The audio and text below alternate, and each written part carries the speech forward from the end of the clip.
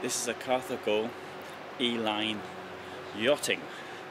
It's in the chic version of the Carthago range. Really like this vehicle, it's outstanding. 103,000 euros though, quite a lot of cash. But anyway, let's have a look at it.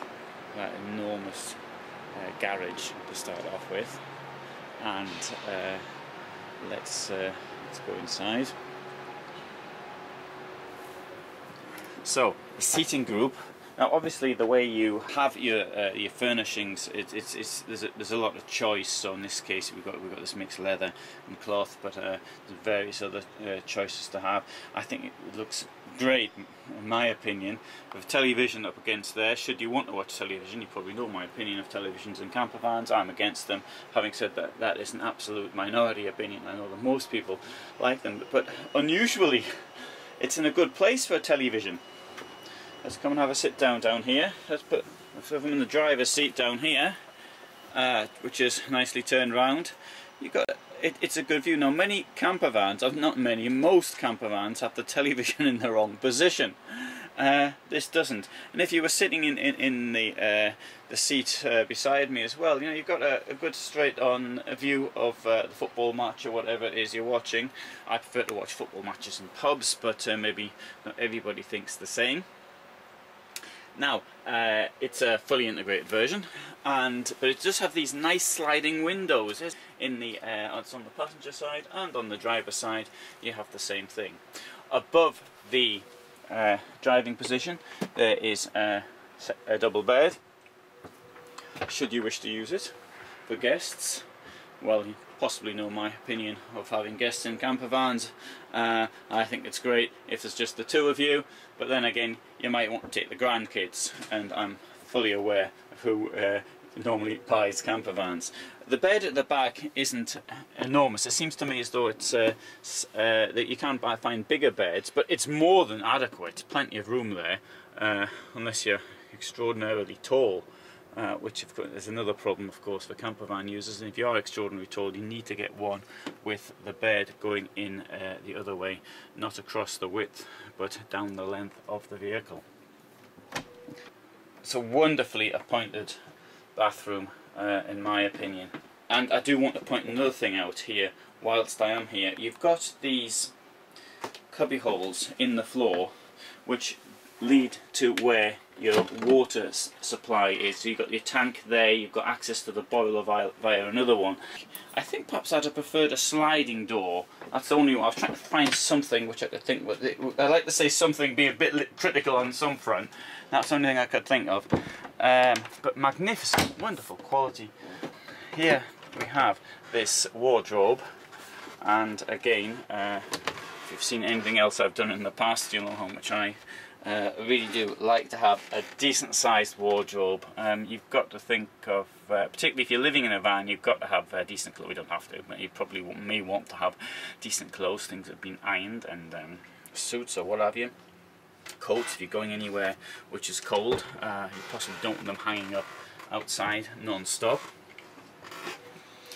Kitchen is relatively standard. I mean, though we do have this, as you get in many quality vehicles, you get the glass panel for glasses or whatever, which I think is it's a very nice touch of quality. And as in many German vehicles, there's a coffee machine inside which drops down via this bar here.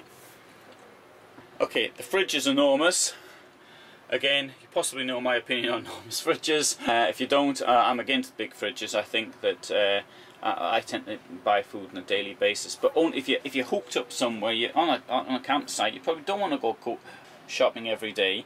So that I can appreciate that. You may want to bring enough food to see you through for the week you're spending away, or even longer. As I'm coming out of the van, I'll point out the other little cubby holes as well on the floor. But this is a feature, a very nice feature I appreciate. You've got the clock, you've got the temperature, and you've got a barometer. I think that's really good. I was looking for a barometer for my car, and I couldn't find anything that would fit. Okay, it's a lot of money, but if I had it, I think that'd be a wonderful vehicle to live in. Absolutely fantastic. So what's it like to drive the chic E-Line 4.2? Let's find out. First of all, seat belts attached to the driver's chair and passenger chair. Make myself comfortable. Suit on the outside. Now, let's get the thing started. Started first time, so the battery was okay. First gear, brake is up the side, and when you put it into reverse, the gear, the camera comes on, so which is down there. I'll just demonstrate that. That's now in reverse, and we can see the camera is turned on. However, I won't reverse because there's a barrier behind me, so we'll just move on. And I see it says here that the brake is still on, and it was, and let's just move off. Now, which way shall we go? We'll go left, okay. Left. Left, and I'm just checking the mirrors are okay. Oh, and now what? We're stuck. So, if we're stuck, I probably have to put my foot down hard on the accelerator and bang, straight the way through. Oh, that's nice, that's kind. And then we'll go up there. It's a little bit of a tight angle, I would say that. Well, maybe exaggerating a little bit. Now, the first thing I notice as I drive out is this is incredibly light. It is really amazingly light for such a, what you might think is a heavy vehicle, a long vehicle. But it's amazingly light to drive. Okay. Please right. Light, right? Okay, we'll go right. Sorry, okay, right. Oh no, you get, yeah. Straight Down.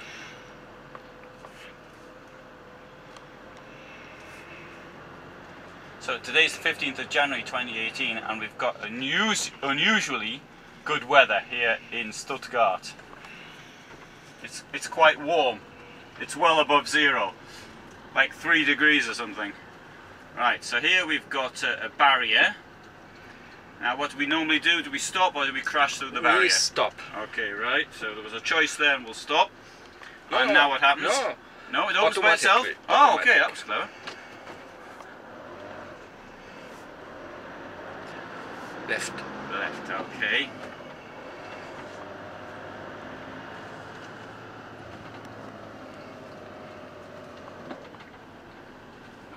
So we've got a roundabout bit. The brakes are really delicate as well. I like it. Into the turnaround and the first one, please. Weiter here. Yes. Yes. Okay. Right. Where's the? Oh, fast road. Fastish. So we got there. So we drive right. Okay. We'll stay on the right-hand side. We're going to begin Stuttgart. Oh, we're turning right here, okay.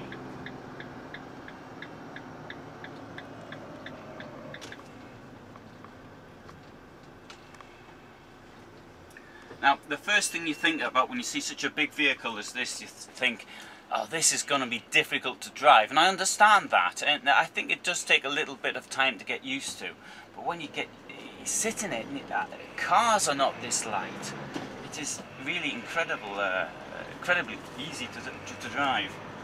And there was somebody who was far too close to me.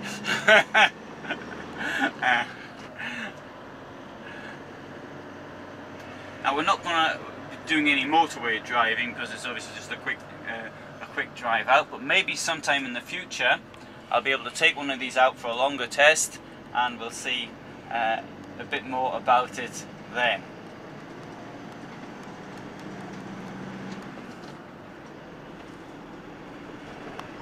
Now the gears, as a rule, they do change down lower than you'd normally get with a car, for example.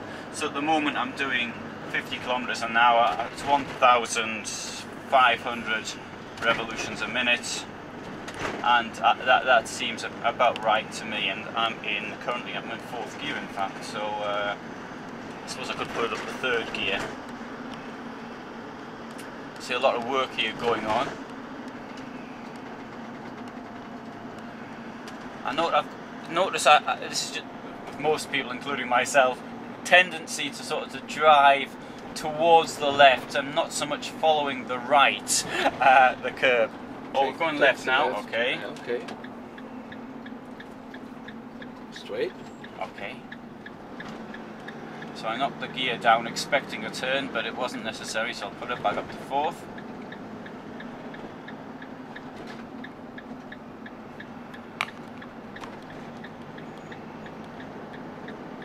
Sorry. And the next left. Next left. Okay, so Leinfelden, Echterdingen.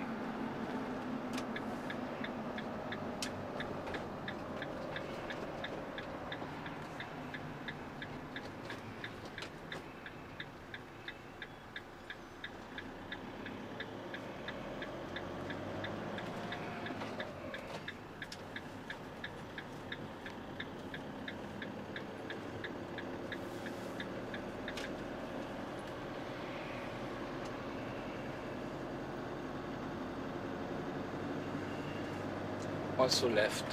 Okay.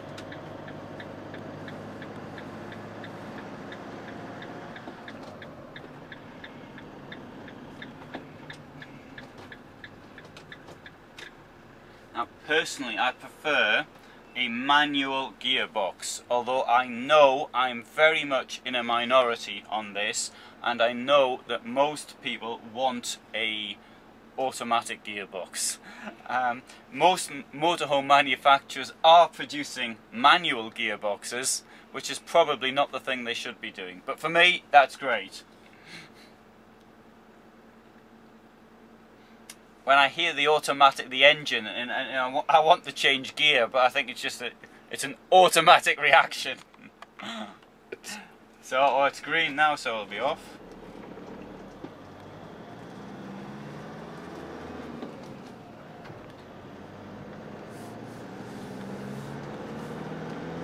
So incredibly easy to drive.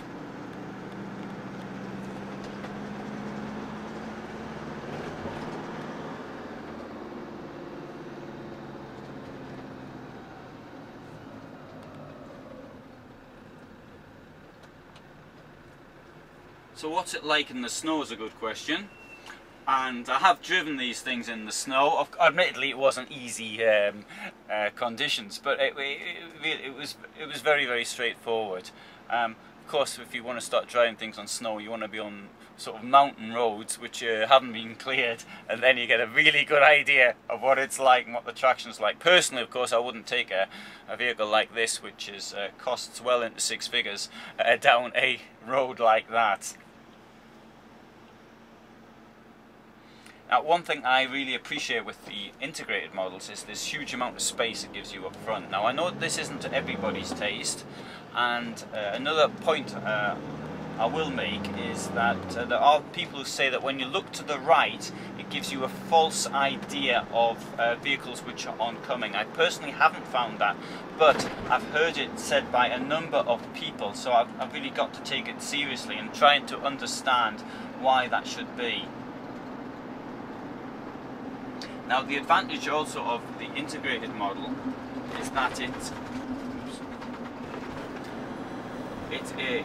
gives you the space to actually use, though in this model you can't really do much with it because it's sloping downwards. That, of course, though, does mean to say that you've got a better view of the road and you've got this fantastic panorama in front of you.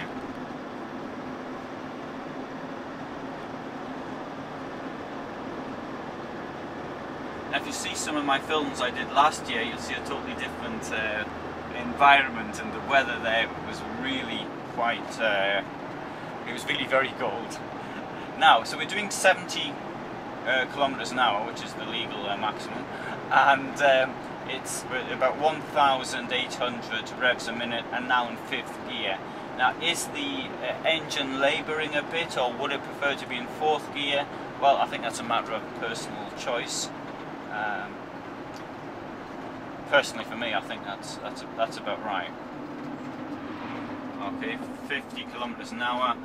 Knock the gear down. Now in 4th, doing 50. That's about 1,500 revs a minute.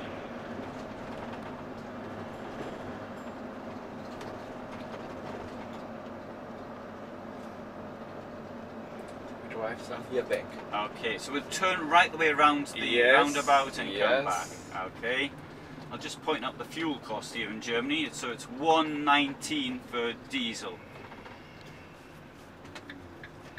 And I'll put the indicator light on, because most people don't bother doing that when they go around roundabouts. Oh no, so it's 1.18 for truck diesel.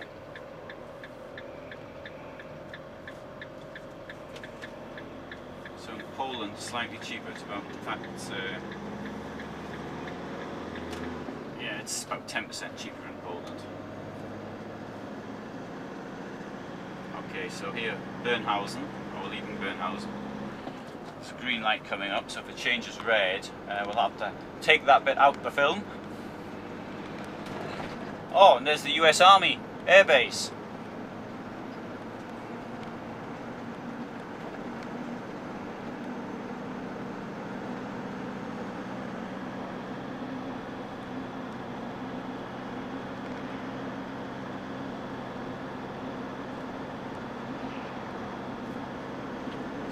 Kilometers an hour, I've got a bit of speed on. Right, so I'm going to leave it in 4th gear so we can hear the engine. So I'm now doing 2,200 revs, 70 k's an hour. I think for me, I prefer to be in 5th gear then, but obviously I don't know the engine, haven't got to use it yet. So I'm just now going to change gear from 4th into 5th so we can hear the difference. I think it sounds the same, but that certainly feels to me to be a lot better, and obviously saving fuel. Okay, so now coming to 50 kilometers an hour, knock the gear down into 4th, and let it engine brake a bit. So now in 4th gear, doing 50.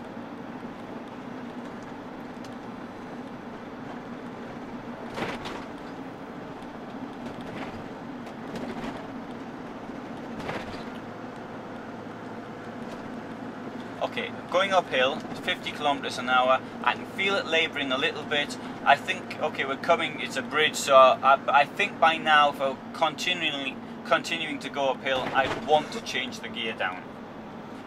And here we go straight ahead, I think. Yes, we do indeed. Stuttgart. Oops, that's so it's started to change colour. Fortunately, that wasn't filmed. Next right. And the next right.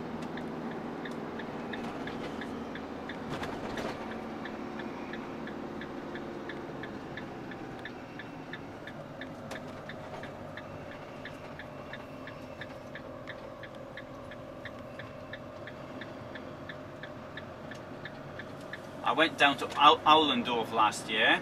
I was at the factory. Well, I didn't see the factory, but I did see I filmed the showroom. Right. Okay, turn right here. Yes. Going to the airport. Messe.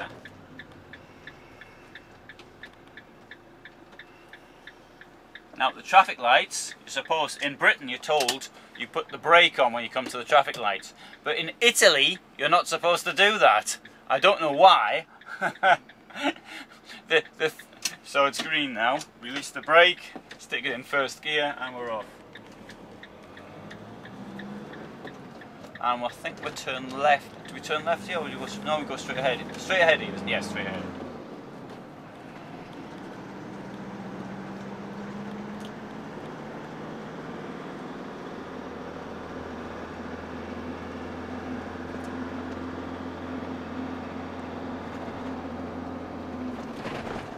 See the red light ahead, and gentle stop. Of course I could do an emergency stop, something behind me, so I won't.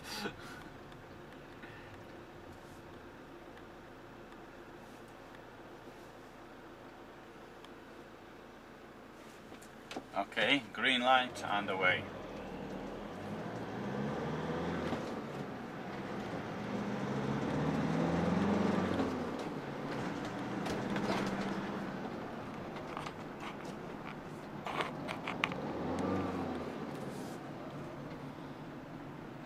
Tried to do an engine brake in second gear, but it was obviously it didn't like that so much, I could hear, so gentle brake instead.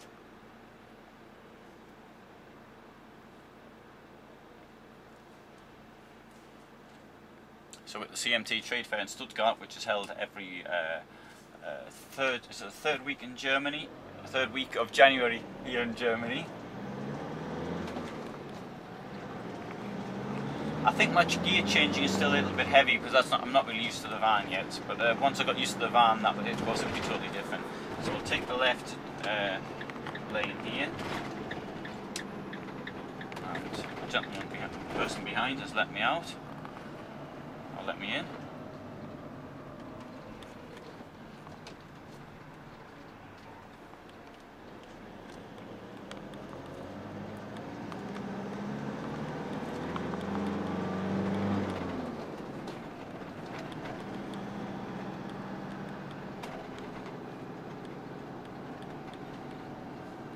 Straight down here, yeah.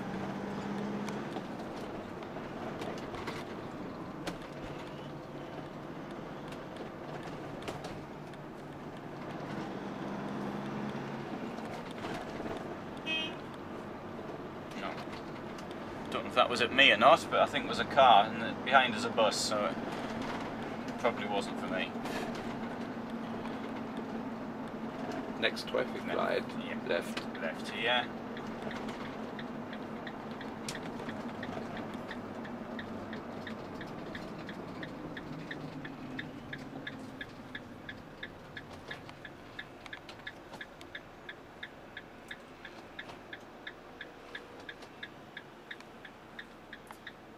And we're back in. So it was obviously it's a very quick test. It's designed to show people how easy it is, I think, to drive.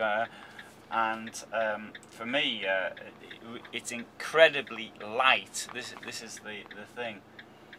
It just doesn't look as though it's light, but this is really like driving a small car.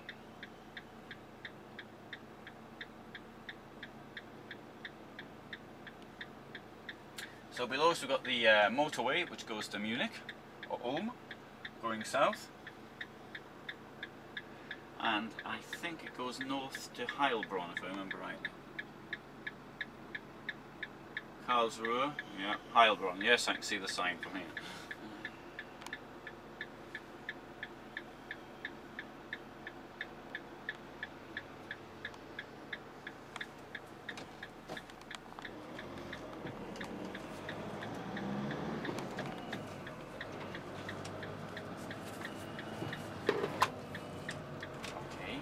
Maybe I should have tried some sharper turns, but the turning's also easy. And straight ahead, yeah. Yeah.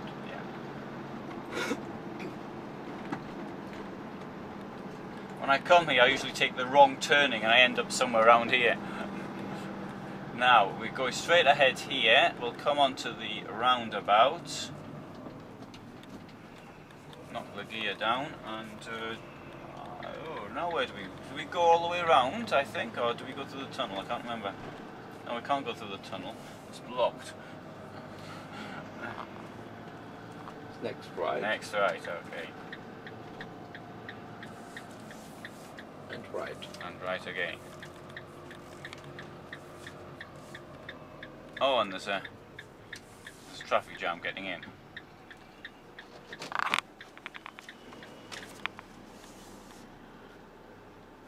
It's a great event, this one, to come to. There's another event in Dusseldorf, which is the advantage of Dusseldorf is, of course, because it's sunny. It's usually really warm weather, and this at times because it's so cold, I wish they had this vent in April. That would suit me. That would suit me better, because that way I could actually go out after the event. I could go and visit some of the places you come to. Let this person in.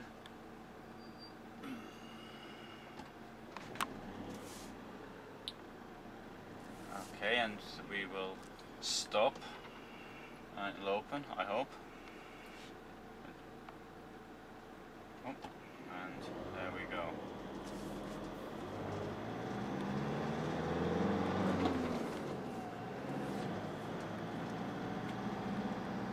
Okay, Messa Piazza, turn right. Yes.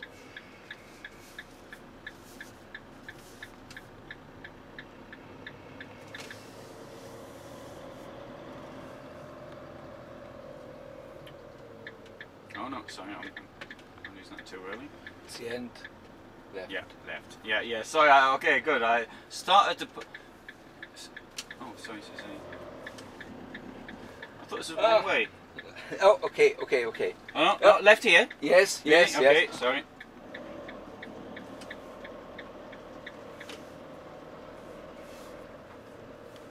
Oh, no, this is quite tight. So Left. just check there. It's okay. So.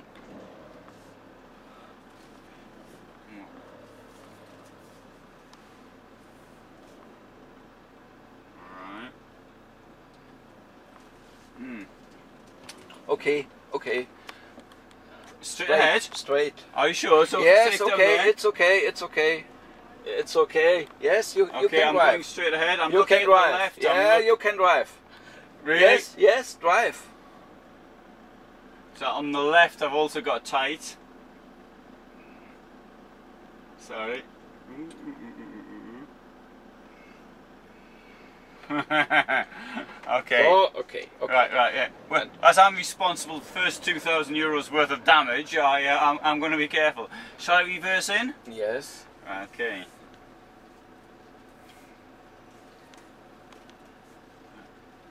Now it's nice to use a reversing camera, because my reversing camera has stopped working and I don't know why. Right, let's have a look. That's okay. And, okay, right.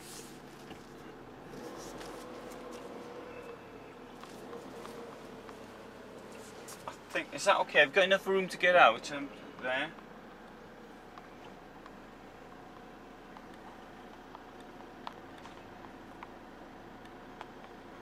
I think I should be further to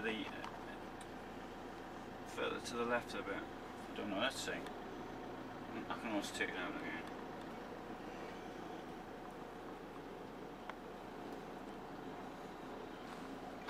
Yeah, no, that looks alright. I will get in and out of that, alright.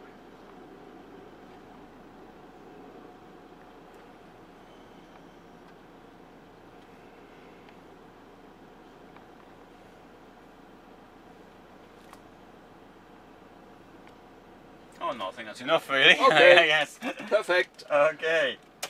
Very good. Excellent.